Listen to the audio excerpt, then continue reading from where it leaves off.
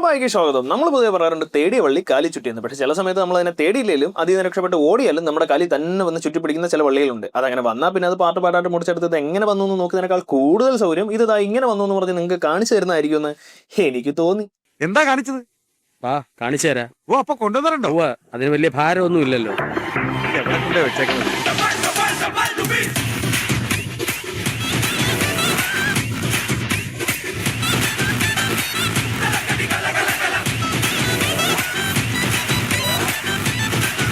वो क्या है? वो बॉलीवुड के साथ और बांग्लादेश के साथ एक नाइस कोलैबोरेशन हो रहा है। Yes.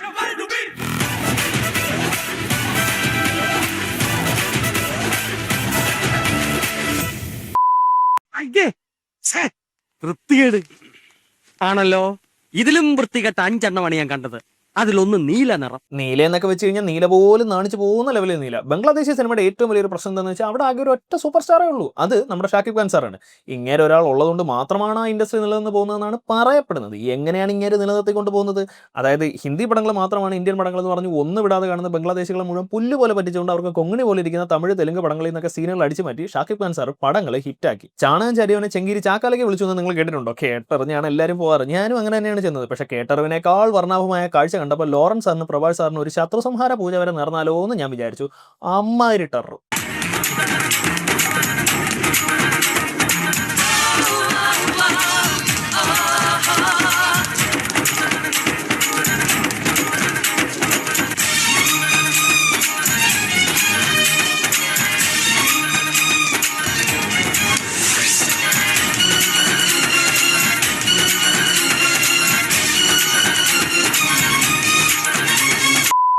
അപ്പോൾ പക്ഷേ ഇങ്ങനെ ചുരണ്ടിക്കൊണ്ട് പോയി കഴിഞ്ഞാൽ നമുക്ക് നഷ്ടമാണെന്ന് മനസ്സിലാക്കിയ പ്രൊഡ്യൂസേഴ്സ് ഷാക്കിബ് സാറിനെ വിളിച്ചിട്ട് പറഞ്ഞു, ചുരണ്ടൽ മത്ത് കർണാബേട്ട ആവോ നമുക്ക് റീമേക്ക് ചെയ്യാമെന്ന്. അങ്ങനെ സ്വീകരിച്ച് ഷാക്കിബ് സാർ ഇന്ത്യൻ മണ്ണിൽ കാലുകുത്തി.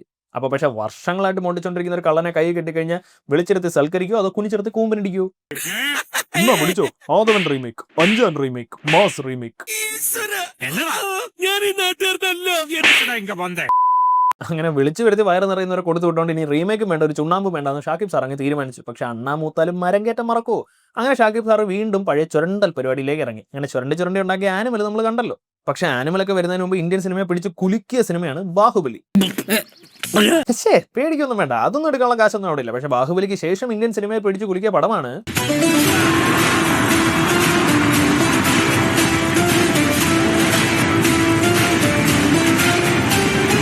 അപ്പോൾ വെറും 9 കോടി ജനങ്ങളുടെ സൂപ്പർ സ്റ്റാറിന് ഇതാവാമെങ്കിൽ 18 കോടി ജനങ്ങളുടെ മെഗാ സ്റ്റാറിന് എനിക്ക് എന്തൊക്കെ ആവാം. പക്ഷെ ഒന്നും മാനമര്യാദ എടുത്ത് ഷാക്കിബ് സാറിന് ശീലമില്ലല്ലോ. അതുകൊണ്ട് KGF മാത്രമായിട്ട് എടുത്തു കഴിഞ്ഞാൽ 1.5 ടണ്ണിൽ 1/2 ടണ്ണ് കുറവുള്ളതുകൊണ്ട് മാത്രം കുറച്ച് ലോണും കൂടി അരച്ച് ചേർത്തെടുത്ത ഷാക്കിബ് സാറിന്റെ 250ാമത്തെ ഈ പടം ബംഗാളി ആനിമൽ റിലീസ് ചെയ്യുന്നവരെ ബംഗ്ലാദേശിലെ ഏറ്റവും വലിയ ഹിറ്റായിരുന്നു. 33 കോടി രൂപ കളക്ഷൻ. അങ്ങനെ ഞാൻ നിങ്ങളുടെ മുന്നിൽ അവതരിപ്പിക്കുന്നു മോൺസ്റ്ററിനും ആനിമലിനും ശേഷം നമ്മളുടെ യൂണിവേഴ്സിലെ ഒരേ ഒരു മെഗാ സ്റ്റാറിന്റെ ആവണകരണ ട്രിലജിയിലെ അവസാനത്തെ പടം തൂഫാൻ.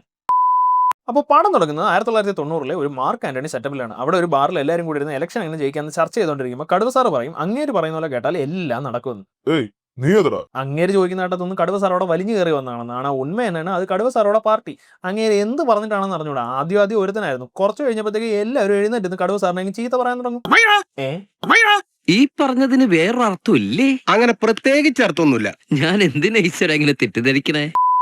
അപ്പോൾ അങ്ങേര് നടത്തുന്ന പാർട്ടിയിലോട്ട് കയറി വന്നിട്ട് അങ്ങേര് മേടിച്ച് വെച്ചിരിക്കുന്ന കള്ളും മേടിച്ചടിച്ചിട്ട് നീ ഏതാണ് നായെന്ന് ചോദിച്ചതും പൊളിച്ചതെറി വിളിച്ചതൊക്കെ കടുവ സാർ അങ്ങ് പോട്ടെ എന്ന് വെക്കും. പക്ഷെ പറയാൻ പാടില്ലാത്തൊരു കാര്യം പന്ന്യൻ രവീന്ദ്രനെ പോലെ ഇരിക്കുന്ന ഈ സാർ പറയും. അതായത് കടുവ സാർ 100 പേരെങ്കിലും കൊന്നിട്ടില്ലെങ്കിൽ നിലത്തോട്ട് ഇറങ്ങിയിരിക്കാൻ പറയും. അത് അദ്ദേഹത്തെ വല്ലാണ്ട് വിഷമിപ്പിക്കും. അദ്ദേഹം വിഷം വെച്ച് പുറത്തേക്ക് ഇറങ്ങി നടക്കും. നമ്മളൊക്കെ ടൂർ പോകുമ്പോൾ ചാമ്പയ്ക്ക് രാഷ്ട്രീയ പൊടിയൊക്കെ പാക്ക് ചെയ്ത് കൊണ്ടുപോകുന്ന കടുവ സാർ മിനി ഗണ്ണ്, AK-47 ബോംബും പിസ്റ്റളും ഒക്കെയാണ് പാക്ക് ചെയ്ത് കൊണ്ടുപോകാറ്.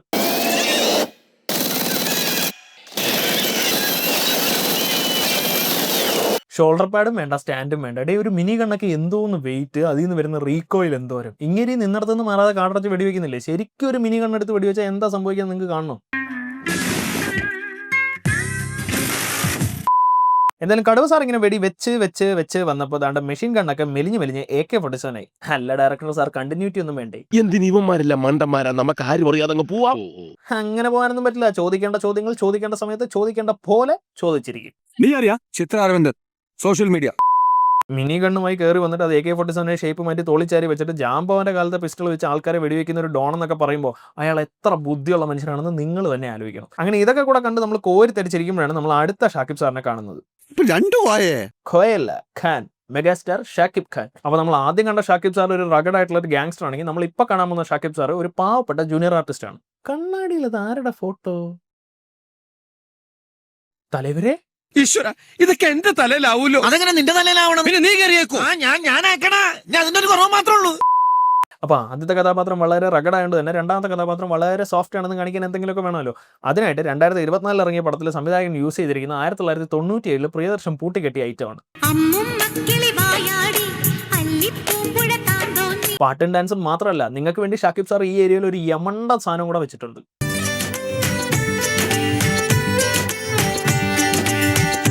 ക്യൂട്ടാ പണ്ട്രിയാ, ക്യൂട്ടാ ഇല്ല. അപ്പോൾ എന്തായാലും ഇത്രയും ക്യൂട്ടായിട്ടുള്ള ജൂനിയർ ആർട്ടിസ്റ്റ് ആയതുകൊണ്ട് തന്നെ അതിൻ്റെതായ ബുദ്ധിമുട്ടുകൾ അദ്ദേഹത്തിന്റെ ജീവിതത്തിലുണ്ട്. ചാവേറായിട്ട് അഭിനയിക്കാൻ പറഞ്ഞാൽ ചാർലി ചാപ്ലിനെ പോലെ അഭിനയിക്കും. എന്നാൽ ചത്ത് കിടന്ന് അഭിനയിക്കാൻ പറഞ്ഞാൽ ചപ്പാത്തി തിന്നാൻ നേരമായെന്ന് ചോദിച്ച് എഴുന്നേറ്റ് വരും. എന്തിനേറെ പറയണം. ഒരു ദിവസം ബാക്ക്ഗ്രൗണ്ട് ഡാൻസേഴ്സിന്റെ ഇടയിൽ നിന്ന് ഡാൻസ് കളിച്ചുകൊണ്ടിരുന്ന ഷാക്കിബ് സാറിനെ ആ പടത്തിലെ ഹീറോ പടത്തിൽ നിന്ന് തന്നെ കട്ട് ചെയ്ത് കളയും. അപ്പോൾ നമ്മൾ വിചാരിക്കും അത് ഷാക്കിബ് സാറിന്റെ വെകിളി കളി കാരണമാണ്. പക്ഷേ അതല്ല റീസൺ. കാരണം എന്താണെന്ന് അറിയുമോ? ഷാക്കിബ് സാറിന് നായകനേക്കാൾ കുറച്ച് സൗന്ദര്യം കൂടിപ്പോയി. ഈ സൗന്ദര്യം കൂടുന്ന ഒരു ശാപമാണ്. അപ്പോൾ ഷാക്കിബ് സാറിന്റെ ഈ അഭിനയ മികവ് കാരണം നേരെ ചൊവ്വേ ഒരു പടത്തിൽ പോലും തല കാണിക്കാൻ പറ്റാതെ നിൽക്കുന്ന സമയത്താണ് പണ്ട് ഇങ്ങനെ പടത്തിൽ നിന്ന് കട്ട് ചെയ്ത നായകനെ നാട്ടുകാരെല്ലാം കൂടെ തല്ലാൻ പിടിക്കുന്നത്. എന്നാൽ പിന്നെ 4 കിട്ടട്ടെ എന്ന് പറഞ്ഞ് ഷാക്കിബ് സാർ മാറി നിന്നപ്പോഴത്തേക്കും നായിക ചെന്ന് മധ്യസ്ഥം പറയാനായിട്ട് കയറി കൊടുക്കും. അപ്പോഴാണ് രാമനാഥൻ ഓവർ ആക്ടിങ് മാത്രമല്ല ഫൈറ്റിംഗും വശമുണ്ടെന്ന് നമുക്ക് മനസ്സിലാവുന്നത്. അപ്പോൾ ഈ അടി നടക്കുന്ന ഒരു അലക്ക് കേന്ദ്രത്തിലാണ് അടിക്കുന്നവരെല്ലാവരും അലക്കുകാരും. അതുകൊണ്ട് അവരവരുടെ ജീവിതത്തിൽ ദൈനംദിനമായിട്ട് ഉപയോഗിക്കുന്ന ഒരു സാധനം വെച്ചാണ് ഷാക്കിബ് സാറിനെ അടിക്കുന്നത്. Hockey stick. ഇതാണ് ഞങ്ങൾക്ക് ഇഷ്ടമല്ലാത്തത്. ഇതിൽ ഒറ്റ ഒരുതിന് ഹോക്കി കളിക്കാൻ അറിഞ്ഞൂടാ. ഇതിനെന്തൊക്കെ ഹോക്കി സ്റ്റിക്ക് എവിടുന്ന് വരണ എന്തോ അളിയാ. നമ്മുടെ സാധനം അവിടെ. നമ്മുടെ സാധനം രൗദ്രഭാവത്തിലുള്ള നോട്ടമാണ്. എന്നെ ദഹിപ്പിക്കുന്ന പോലൊരു നോട്ടം. ഞാൻ പേടിച്ചു പോയി. അപ്പോൾ ഇതിലെ കാര്യം നിങ്ങൾക്ക് മനസ്സിലായിട്ടുണ്ടാവുമല്ലോ. കാണുന്നത് ഇങ്ങനെയാണെങ്കിലും പേടിക്കുന്നത് നമ്മുടെ കടുവ സാറിനെയാണ്. അപ്പോൾ ഇത്രയും കണ്ടിട്ട് ഇതിനകത്ത് നായകൻ നന്മയുള്ളവനാണെന്ന് നിങ്ങൾക്ക് തോന്നിയില്ലെങ്കിൽ ഒരു സീനും കൂടെ തരാം. ഓക്കെ, ഒരു സീനും കൂടെ, കൂടുതൽ ചോദിക്കരുത്. അതായത് നമ്മുടെ ഷാക്കിബ് സാർ ഫൈറ്റ് കഴിഞ്ഞ് വന്നിരിക്കുമ്പോഴത്തേക്കും പെട്ടെന്ന് അപ്പുറത്തെ ഷിബുവിന്റെ ഭാര്യയ്ക്ക് ലേബർ പെയിൻ വന്നിട്ട് ഹോസ്പിറ്റലിൽ കൊണ്ടുപോകണം. ഷാക്കിബ് സാർ ഉടനെ അയലോക്കത്ത് നിന്നൊരു കാർ മേടിച്ച് ഹോസ്പിറ്റലിൽ എത്തിക്കും. അപ്പോൾ അതാണ്ട് അടുത്ത ചലഞ്ച്, O- ബ്ലഡ് വേണം. അതും കുറേ വേണം. പാതിരാത്രിക്ക് ബ്ലഡ് കിട്ടുക എന്ന് പറഞ്ഞാൽ തന്നെ വലിയ പാടാണ്. അത് O- എന്നൊക്കെ പറഞ്ഞു കഴിഞ്ഞാൽ നോക്കുകയേ വേണ്ട. പക്ഷേ ഷാക്കിബ് സാർ പറയും ഞാൻ ഒപ്പിച്ചുകൊണ്ട് വരാമെന്ന്. എന്നിട്ട് തിരിച്ച് എന്ന് മൗലവിയെ വിളിച്ച് പള്ളി തുറപ്പിച്ച് O- ബ്ലഡ് ഉള്ളവർ പാത്തിരിക്കല്ലേ പുറത്തേക്ക് വരുമെന്ന് അനൗൺസ് ചെയ്യും. ലോകത്തിൽ തന്നെ മൊത്തം പോപ്പുലേഷനിൽ 7% പേർക്ക് O- ബ്ലഡ് ഉള്ളൂ. അതും ബംഗ്ലാദേശിലൊക്കെ 1% എന്നാണ് പറയുന്നത്. അപ്പോൾ ഓൾറെഡി അവിടുന്ന് ഒരാളെ ആ ബ്ലഡ് ഗ്രൂപ്പിൽ കിട്ടിയ സ്ഥിതിക്ക് വേറൊരാളെ കിട്ടുക എന്ന് പറയുന്ന ചാൻസ് ഇല്ലാത്ത കാര്യമാണെന്ന് നമ്മൾ വിചാരിച്ചുകൊണ്ടിരിക്കുമ്പോഴാണ് കടലിളകി വരുന്ന പോലെ തുണി പോലും കൊടുക്കാതെ ആൾക്കാർ ഇറങ്ങി വന്നിട്ട് എൻ്റെ ബ്ലഡ് എടുക്കൂ എന്ന് പറഞ്ഞ് വന്ന് നിൽക്കുന്നത്. 18 വയസ്സുകൊണ്ട് ബ്ലഡ് കൊടുക്കാതെ നിയമം ഉണ്ടെന്ന് കരുതി കൊച്ചുപിള്ളേർക്ക് കൊടുത്തുകൂടാന്നൊന്നുമില്ലല്ലോ. അങ്ങനെ പ്രസവത്തിന് സാധിച്ചപ്പോഴേക്കും ഷാക്കിബ് സാർ അവിടെ ഹീറോ ആയി. ആ സമയത്ത് കറക്റ്റ് ആയിട്ട് ഒരു പടത്തിൽ സെക്കൻഡ് വില്ലനായിട്ട് ഷാക്കിബ് സാറിന് ചാൻസ് കിട്ടും. ചാൻസ് കിട്ടാത്തതുകൊണ്ടുള്ള കുഴപ്പമേ ഉള്ളായിരുന്നു. പിന്നെ അങ്ങോട്ട് തുടങ്ങി. അങ്ങനെ പടത്തിന്റെ ഷൂട്ടൊക്കെ കഴിഞ്ഞ് വളരെ എക്സൈറ്റഡ് ആയിട്ട് ഇങ്ങനെ തിയേറ്ററിൽ ചെന്നിരുന്നപ്പോൾ സീനുകളൊക്കെ ഉണ്ട്. പക്ഷേ സീനുകളിൽ അങ്ങേരില്ല. അവർ എഡിറ്റ് ചെയ്ത് കളഞ്ഞു എന്നാണ് ഷാക്കിബ് സാർ പറയുന്നത്. 1990 ബംഗ്ലാദേശി സിനിമയ്ക്ക് അങ്ങനെ മാസ്ക് ചെയ്ത് റിമൂവ് ചെയ്യാനുള്ള ടെക്നോളജി ഒക്കെ ഉണ്ടായിരുന്നെങ്കിൽ പിന്നെ എന്ത് വേണം. പക്ഷെ എന്നാലും അവർ റിമൂവ് ചെയ്തു. എപ്പിടിയേ அதான் முதல்ல நானும் யோசிக்கிறேன். ஆனா எதுவும் வரமாட்டேன். ഏത് പാള இல்ல யோசனை. ഒന്ന് ആലോചിച്ച് നോക്കണേ, ആ പടം കണ്ടുകൊണ്ടിരിക്കുമ്പോൾ എന്തൊക്കെ കണ്ട് കളിയാക്കാം. ഷാക്കിബ് സാറിനെ എഡിറ്റ് ചെയ്ത് കളഞ്ഞപ്പോഴത്തേക്കും നായകൻ അതിനകത്ത് ഒറ്റയ്ക്ക് വായുവായിട്ട് നടി ഉണ്ടാക്കുന്നു. പക്ഷെ അതൊന്നും ആരും കണ്ട് കളിയാക്കില്ല. അത് വിട്ടിട്ട് പാവം മനസ്സുടഞ്ഞിരിക്കുന്ന എൻ്റെ ഷാക്കിബ് സാറിനെ എല്ലാവരും കുറേ കളിയാക്കി. പാവം ഒരുപാട് വിഷമിച്ച് തിരിച്ച് റൂമിൽ കയറി ചെന്ന് എല്ലാം വലിച്ചു കയറി. ഡേ തലവരെ തൊട്ട. എന്തായാലും ഷാക്കിബ് സാർ ഒരു ലെറ്റർ എഴുതി വെച്ചിട്ട് ചാടിച്ചാവാനായിട്ട് വാലത്തിന് മുകളിൽ കയറി നിൽക്കുമ്പോഴത്തേക്കും നമ്മുടെ കടുവ സാറിന്റെ ആളുകൾ വന്ന് തട്ടിക്കൊണ്ടുപോകും. കണ്ണു തുറന്ന് നോക്കുമ്പോൾ കടുവ സാർ ഫ്രണ്ടിൽ നിൽക്കുന്നു. അപ്പോൾ സംഭവം എന്താണെന്ന് വെച്ച് കഴിഞ്ഞാൽ നമ്മുടെ കടുവ സാറില്ലേ അങ്ങനെ തന്തയിട്ട് കൊടുത്ത പേര് തൂഫാൻ എന്നാണ്. അപ്പോൾ അങ്ങനെ ആൾ വലിയ ഡോണൊക്കെ ആണെങ്കിൽ നാട്ടിൽ വേണ്ട റെസ്പെക്ട് ഒന്നും കിട്ടുന്നില്ല. അതുകൊണ്ട് അങ്ങനെ സംഭവബഹുലമായ ജീവിതം ഒരു ബയോപിക് ആയിട്ട് എടുക്കാൻ അങ്ങേര് തന്നെ അങ്ങ് തീരുമാനിച്ചു. என்ன நேருவா காந்தியா? അപ്പോൾ ആ ബയോപിക്കിൽ അഭിനയിക്കാനായിട്ടാണ് ഷാക്കിബ് സാറിനെ കൊണ്ടുവന്നിരിക്കുന്നത്. എന്തായാലും ഇവിടെ വന്നപ്പോഴാണ് മറ്റേ പടത്തിൽ നിന്ന് ഇങ്ങനെ സീനുകളൊക്കെ എഡിറ്റ് ചെയ്ത് കളഞ്ഞ തൂഫാനാണെന്ന് ഷാക്കിബ് സാർ അറിയുന്നത്. ബയോപിക്കിൽ അഭിനയിക്കാനായിട്ട് എന്തിനാടാ കോപ്പ എൻ്റെ സീനുകളൊക്കെ കട്ട് ചെയ്ത് കളഞ്ഞെന്ന് ചോദിച്ചപ്പോൾ തൂഫാൻ പറയുക, ബയോപിക് ഇറങ്ങുന്നതിന് മുന്നേ തൂഫാനെ പോലെ ഒരാൾ ജീവിച്ചിരിപ്പുണ്ടെന്ന് നാട്ടുകാർ അറിഞ്ഞു കഴിഞ്ഞാൽ പടം പൊട്ടുമെന്ന്. ഇതെല്ലാം ഒരു റീസൺ ആടാ. എന്തായാലും ഷാക്കിബ് സാറിനോട് നടൈ ഉടൈ ഭാവനയിൽ തൂഫാനെ പോലെ ആവാൻ പറയും. അങ്ങനെയാണെങ്കിൽ പിന്നെ ഇയാൾക്ക് എന്നെ അഭിനയിച്ചാൽ പോലെ പോയി എന്തിനാ ബോറത്തിനെ കണ്ടുപിടിച്ച് അവൻ്റെ വയറ്റത്തടിച്ച് അവനെ ആത്മഹത്യയുടെ തുമ്പ് വരെ കൊണ്ടുപോയിട്ട് തേച്ചു കൊണ്ടുവന്ന് തന്നെ പോലെ ആക്കി അത്ര കഷ്ടപ്പെട്ട് അഭിനയിപ്പിക്കുന്നത്. പിന്നെ മോസ്റ്റ് വാണ്ടഡ് ക്രിമിനൽ ആയതുകൊണ്ട് പോലീസും പിടിക്കും. പക്ഷെ നമ്മുടെ നന്മയുള്ള ഇതൊന്നും ആലോചിക്കാതെ ഓക്കെ പറയും. കാര്യം നമ്മുടെ ഷാക്കിബ് സാറിന്റെ സീനൊക്കെ സിനിമയിൽ നിന്ന് എഡിറ്റ് ചെയ്ത് കളയാനുള്ള ഐഡിയ തൂഫാന്റെ ആണെങ്കിൽ അത് അദ്ദേഹത്തിന് വേണ്ടി ചെയ്തു കൊടുത്തത് വേറൊരാളാണ്, അദ്ദേഹത്തിന്റെ സിനിമാ നടിയായ കാമുകി. ഇതേപോലെ വേറെ ഏതെങ്കിലും അണ്ടർവേൾഡ് ഡോണിനെ പ്രണയിച്ച സിനിമാ നടിയെ നിങ്ങൾക്ക് അറിയാമെങ്കിൽ അത് തികച്ചും മനഃപൂർവ്വമാണ്. അറിയാമല്ലോ, സുപ്രിയ മേനൻ ആക്ട്രസ്. അപ്പോൾ പക്ഷേ പടം എടുക്കണം എന്നുള്ള പ്ലാൻ മാത്രമേ ആയിട്ടുള്ളൂ. സ്ക്രിപ്റ്റ് ഒക്കെ ഇനി വേണം എഴുതാൻ. അപ്പോൾ ഷാക്കിബ് സാറിന് തൂഫാനെ പോലെ ആവാനും സ്ക്രിപ്റ്റ് എഴുതാനും 2 മാസം സമയമുണ്ട്. അപ്പോൾ രാവിലെ സ്ക്രിപ്റ്റ് റൈറ്റർ ടൈപ്പ് റൈറ്ററായിട്ട് വന്നിരിക്കും. തൂഫാന്റെ അസിസ്റ്റന്റ് കഥ പറയും. ഷാക്കിബ് സാർ അത് കേട്ട് കഥാപാത്രത്തെ ആവാഹിക്കും. അപ്പോൾ ഇങ്ങനെ പറയുന്നത് എന്താണെന്ന് വെച്ച് കഴിഞ്ഞാൽ മനുഷ്യരാരും കില്ലറായിട്ടുള്ള ജനിക്കുന്ന സാഹചര്യങ്ങളാണ് അവരെ അങ്ങനെ ആക്കുന്നത്. പക്ഷേ തൂഫാൻ ജനിച്ചപ്പോഴേ കില്ലറായിരുന്നു. കാരണം തൂഫാൻ ജനിച്ചപ്പോൾ അമ്മ പ്രസവത്തിൽ മരിച്ചുപോയി. കാലമാടൻ തള്ളയെ കൊന്നിട്ടാ ഭൂമിയിലോട്ട് കെട്ടിയെടുത്തേക്കുന്നേ. രാക്ഷസൻ. അങ്ങനെ ജനിച്ച തൂഫാൻ സാർ അച്ഛനെ കൊന്നിട്ട് ആ കേസിൽ അകത്ത് പോകാൻ നേരത്താണ് എല്ലാ സിനിമയിലുള്ള ബംഗ്ലാദേശി സിനിമയുടെ സിദ്ദിഖ് അങ്ങനെ ജയിലിൽ പോകാതെ രക്ഷിക്കുന്നത്. എന്നിട്ട് ചെലവും കൊടുത്ത് വലിയ ഗുണ്ടയാക്കി. ഇതിനിടയിൽ പറയാൻ വിട്ടുപോയ വേറൊരു കാര്യമുണ്ട്. അതായത് തൂഫാന് മനുഷ്യരെ ഇഷ്ടമേ അല്ല. കാരണം മനുഷ്യർ പാല് തന്ന കൈക്ക് തന്നെ കൊത്തും. അപ്പോൾ പണ്ട് അങ്ങനെ ജയിലിൽ പോകാതെ രക്ഷിച്ച സിദ്ദിഖ് സാറിനെ ഒരു ഗുസ്തി മത്സരത്തിൽ വെച്ച് തൂഫാൻ സാർ കഴുത്തൊടിച്ചങ്ങ് കൊല്ലും. വാക്കിന് വിലയുള്ളവൻ. അപ്പോൾ തൂഫാന്റെ ഐഡിയോളജി നമ്പർ 1 ഞാൻ പറഞ്ഞല്ലോ. തൂഫാന് വേറൊരു ഐഡിയോളജിയും കൂടെ ഉണ്ട്. അതായത് എതിരി ആരാണെങ്കിലും, അവൻ വലിയവനാണെങ്കിലും ചെറിയവനാണെങ്കിലും അവനെ നേർക്ക് നേരെ നിന്ന് നേരിട്ടടിക്കുന്നതിലാണ് തൂഫാന് കിക്ക്. ഇതൊന്ന് ആലോചിച്ച് വെച്ചോ, പിന്നെ ഉപകാരപ്പെടും. അങ്ങനെ തൂഫാൻ പാല് തന്ന കൈ തന്നെ തല്ലി ഒടിച്ചിട്ട് നേരെ അടുത്ത ഡോണിനെ കാച്ചാൻ പോകും. ആ ഡോണാണെങ്കിൽ കയ്യിൽ ക്യൂട്ടക്സ് ഒക്കെ ഇട്ടിട്ട് ഒരു ഋഷഭ് ഷെട്ടി സ്റ്റൈൽ പിടിച്ചിരിക്കുമ്പോഴാണ് തൂഫാൻ കയറി ചെല്ലുന്നത്. എന്നാൽ അങ്ങനെ കാച്ചാനായിട്ട് വന്നിരിക്കുകയാണെന്ന് അറിഞ്ഞിട്ടും ഇങ്ങനെ ഒരു ഷോട്ട് ഗണ്ണാണ് തൂഫാന് ഗിഫ്റ്റ് ആയിട്ട് എടുത്ത് കൊടുക്കുന്നത്. അപ്പോൾ തൂഫാൻ തിരിച്ച് ഒരു ചട്ടി നിറച്ച് ലഡു കൊടുക്കും. അപ്പോൾ ഒരു സന്തോഷത്തിന്റെ സ്നേഹത്തിന് തരുന്നല്ലേന്ന് വിചാരിച്ച് അങ്ങേരെ അത് മേടിച്ച് കഴിച്ചു. ഈ വിഷം വെച്ച് കൊല്ലലൊക്കെ ഒരു സംഭവമാണോടാ? ഇത് ഒരു സംഭവം നനച്ച ഒരു ബയോപിക് വേറെ. പക്ഷെ എന്തൊക്കെ പറഞ്ഞാലും ഇങ്ങനെ ചോര തെറിക്കുന്ന സമയത്ത് ഈ ഓർഗാസ്മിക് റിലീസ് റിയാക്ഷൻ ഇടുന്നത് എന്തിനാണെന്ന് എനിക്ക് ഇതുവരെ മനസ്സിലായിട്ടില്ല. അപ്പോൾ ഇങ്ങനെയുള്ള അവസ്ഥയിലാണ് ഈ പടത്തിന്റെ തുടക്കത്തിൽ നമ്മൾ കണ്ട വൻ മാസക്കർ അരങ്ങേറുന്നത്. അപ്പോൾ സംഭവിച്ചത് എന്താണെന്ന് വെച്ചാൽ ബംഗ്ലാദേശിലെ ഒപ്പോസിഷൻ പാർട്ടിയിലെ മൊത്തം ആളുകൾ അവിടെ ഉണ്ടായിരുന്നു. അവരെല്ലാവരും തൂഫാൻ അടിച്ചപ്പോൾ തൂഫാനെ പോലീസ് പിടിച്ചില്ല എന്നുള്ളതൊക്കെ പോട്ടെ. പക്ഷേ ഇങ്ങനെ ഇമ്മാരി അടി കാരണം ആ നാട്ടിലൊരു ഓപ്പോസിഷൻ പാർട്ടി ഇല്ലാതായി പോയെന്നേ. പിന്നെ എന്ത് ചെയ്യാനാ? ബാക്കി ഒന്നൊരു പാർട്ടി ഭരണത്തിൽ കയറി. അങ്ങനെ പിന്നെ ആ നാട്ടിൽ തൂഫാന്റെ അഴിഞ്ഞാട്ടമായി. പക്ഷേ എല്ലാ വർഷവും അങ്ങനെ ഒരു ബോഡി മീറ്റിംഗ് നടത്തും, കണക്കുകളൊക്കെ നോക്കാൻ. കണക്കുകൾ തെറ്റിക്കുന്നവരെ തൂഫാൻ വെറുതെ വിടാറില്ല. ഗൺസ് പ്രോഫിറ്റ് 252 കോടി, കഴിഞ്ഞ വർഷം 75 കോടി. പൊളിറ്റിക്കൽ മേർഡേഴ്സ് കുറവാ, എല്ലാരെയും കൊന്നില്ലേ? എന്റെ ഡിക്ഷണറിയിൽ കുറവെന്നൊരു വാക്കില്ല. ഞാൻ തൂഫാനാ, തൂഫാൻ. പിന്നെ അങ്ങോട്ട് ടിപ്പിക്കൽ ഡോൺ സിനിമകളിൽ കാണുന്ന പോലെ തന്നെ ബാറിൽ ഡാൻസ് കളിച്ചുകൊണ്ടിരിക്കുന്ന നായികയെ തൂഫാൻ കാണുന്നു. അങ്ങനെ അവരെ ജീവിതത്തിലേക്ക് ക്ഷണിക്കുന്നു. പക്ഷേ അവർക്ക് ജീവിതത്തിൽ ഒരു വലിയ ആഗ്രഹം ഉണ്ടായിരുന്നു, ഒരു സിനിമ നടിയാവണം എന്നുള്ളത്. ബംഗ്ലാദേശ് മുഴുവൻ ചുരുട്ടി കക്ഷത്ത് വെച്ചിരിക്കുന്ന തൂഫാൻ ഇതൊക്കെ ഒരു മാറ്ററാണ്. അങ്ങനെ അങ്ങേരെ ഇൻഫ്ലുവൻസ് വെച്ച് ചേച്ചിയെ ബംഗ്ലാദേശിലെ ഏറ്റവും വലിയ നടിയാക്കും. പക്ഷേ ഇതേ സമയത്താണ് തൂഫാനെ പിടിച്ച് കെട്ടാനായിട്ട് ഒരു പുതിയ പോലീസ് ഓഫീസറെ നിയമിക്കുന്നത്. അങ്ങേരെ നിന്ന് നോക്കുമ്പോൾ കാണാൻ ഒരു കഴിവില്ലല്ലോ. എല്ലാ വെള്ളിയാഴ്ച ഇറങ്ങുന്ന പടത്തിൽ ഈ ചേച്ചി തന്നെ നായിക. അപ്പം അങ്ങനെ പോലീസുകാരന് മനസ്സിലായി ചേച്ചി തൂഫാന്റെ ആളാണ്. അങ്ങനെ അയാൾ ചെന്ന് ചേച്ചിയെ ചോദ്യം ചെയ്യും. ഷൂട്ടിംഗ് സമയത്തൊക്കെ കയറി ചെന്ന് ചോദ്യം ചെയ്യുന്നുണ്ടൊന്നും മര്യാദയ്ക്ക് ഓവർ ആക്ട് ചെയ്യാൻ പോലും സമയം കിട്ടുന്നില്ലെന്ന് ചേച്ചി തൂഫാനോട് പരാതി പറയും. എന്നെ പരിചയപ്പെട്ടതും ഇഷ്ടപ്പെട്ടതും തെറ്റായി പോയെന്ന് തോന്നുന്നുണ്ടോ? എങ്കിൽ ഞാൻ പറയുന്നത് കേട്ട്. അങ്ങനെ ഇതൊക്കെ കഴിഞ്ഞപ്പോൾ നമ്മുടെ നന്മയുള്ള ഷാക്കിബ് സാർ തൂഫാനായി പരിണമിച്ചു. പക്ഷെ ലുക്ക് മാത്രം പോരല്ലോ, വർക്കിലും തൂഫാനാണെന്ന് അറിയണ്ടേ. അങ്ങനെ അതിനായിട്ട് ലോകത്ത് ഒരു ഡോണും ചെയ്യാത്ത ഒരു നമ്പറാണ് തൂഫാൻ ഇറക്കിയത്. കോട്ട് സൂട്ട് കിട്ടുന്ന നമ്മുടെ ഷാക്കിബ് സാറിനോട് തൂഫാൻ പറയും, പോയി അങ്ങനെ കാമുകിയുടെ കൂടെ കിടക്കാൻ. തൂഫാനാണത്ര തൂഫാൻ.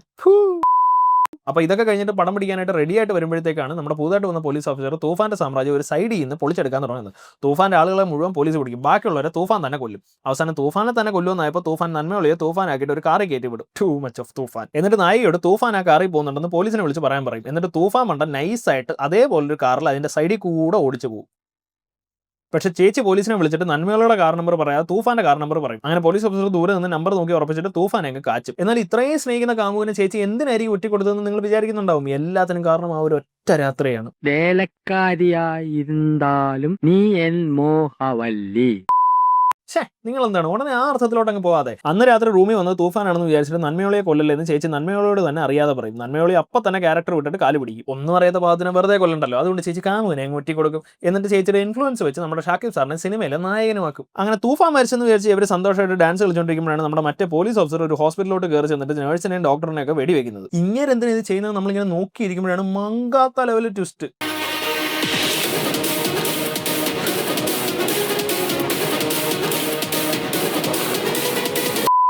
എന്തായാലും കണ്ണി കണ്ട സൗത്ത് ഇന്ത്യൻ പടങ്ങളൊക്കെ വാരി വലിച്ച് കാണുന്നതുകൊണ്ടുള്ള ഒരു ഗുണം ഇതാണ്. ഒരു 10-20 പടങ്ങൾ അടുപ്പിച്ച് കണ്ടു കഴിഞ്ഞാൽ ഒരു ബംഗ്ലാദേശി സൂപ്പർ ഹിറ്റ് ഉണ്ടാക്കാം. അല്ലെങ്കിൽ ഈ പഴയ ഫോർമുലകളുടെ ഒക്കെ പുറകെ പോയി കരിയർ നശിപ്പിക്കുന്നതിനേക്കാൾ നല്ലത് കോപ്പി അടിച്ചിട്ടാണെങ്കിലും പുതിയ ഫോർമുലകൾ കൊണ്ടുവരുന്നതാണ്. പണ്ട് രവിതേജ സാറിന്റെ ബംഗാൾ ടൈഗർ ബിദ്രോഹി എന്ന് പറഞ്ഞ് റീമേക്ക് ചെയ്ത ഷാക്കിബ് സാർ ഇന്ന് ബംഗാൾ ടൈഗറിന് തല തടവി കൊടുക്കുന്ന ലെവലിലെത്തി. എന്നിട്ടും രവിതേജ സാറ്